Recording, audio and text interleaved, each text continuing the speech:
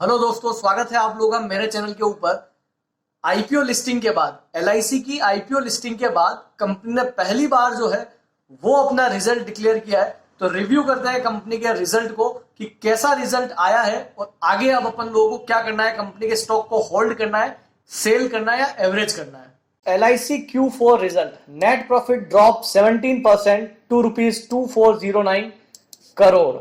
अब बात करते हैं आगे डिटेल के अंदर।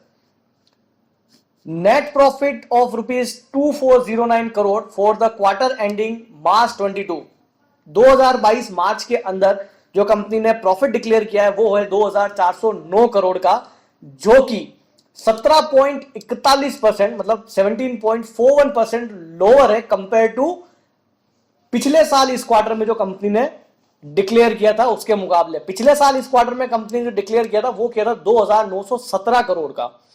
वहीं पर इस साल जो कंपनी ने इस क्वार्टर में जो रिजल्ट पोस्ट किया है उसके अंदर कंपनी का जो प्रॉफिट आया है वो आया है 2409 करोड़ का, मतलब 17% डाउन होकर के आया है। वहीं अगर बात करी जाए नेट प्रॉफिट की फाइनेंशियल ईयर बेसिस के ऊपर तो कंपनी ने 39.4% की ग्रोथ करी है।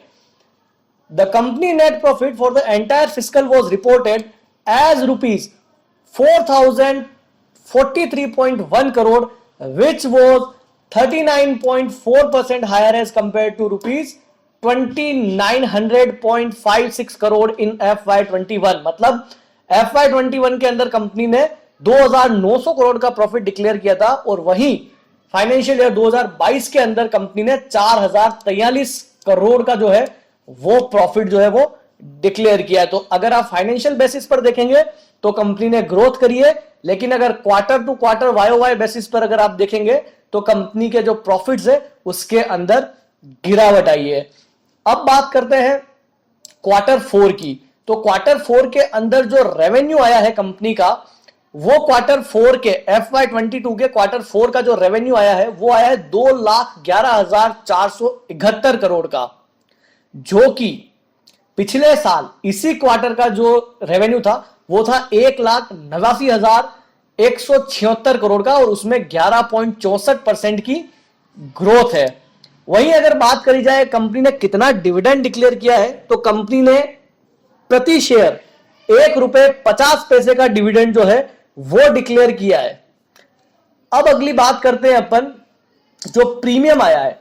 The company also noted that its net premium income during the quarter ending review climbed to ₹1,44,158.8 crore. This marked a 17.88% increase as against ₹1,22,290.64 crore reported in Q4 FY21। मतलब कि company ने जो इस साल मतलब क्वार्टर 4 2022 के अंदर जो टोटल प्रीमियम कलेक्ट किया है वो है 1,44,158 करोड़ का, और पिछले साल इसी क्वार्टर के अंदर कंपनी ने जो प्रीमियम कलेक्ट किया था वो था 1,22,290 करोड़ का। तो उसके हिसाब से देखा जाए तो 17.88% की कंपनी ने प्रीमियम के अंदर ग्रोथ करी है।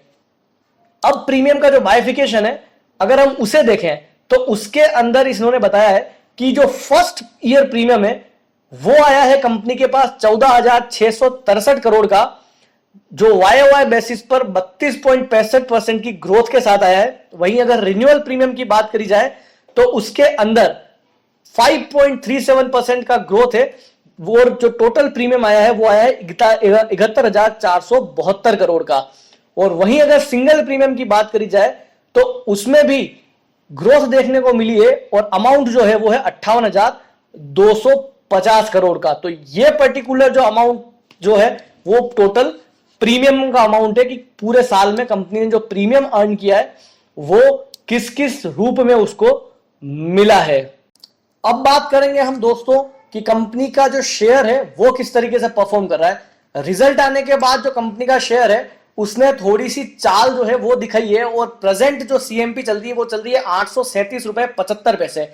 आप लोगों को पता है कि आईपीओ के बाद कंपनी के जो शेयर ने अच्छा परफॉर्म नहीं किया था और जो सी कट ऑफ प्राइस थी वहां से भी तकरीबन 8% वो नीचे खुला, और उसके बाद भी कंपनी के जो शेयर है उसमें लगातार गिरावट आई, लेकिन कुछ समय से कंपनी का जो शेयर है वो थोड़ा बदलता हुआ नजर आ रहा है। अगर आप इसको 3 मंथ के चार्ट पर देखेंगे तो गिरावट के बाद कंपनी का जो शेयर है ये ऊपर की तरफ शिफ्ट होता हुआ दिखाई दे रहा है। तो इस अकॉर्डिंगली अगर अपन चाहे तो कंपनी के जो शेयर है उसको अपन होल्ड कर सकते हैं, और अगर आपके पास कैपेसिटी है तो आप कंपनी के शेयर को एवरेज भी कर सकते हैं, क्योंकि रिजल्ट में कोई ज्यादा खराबी है नहीं।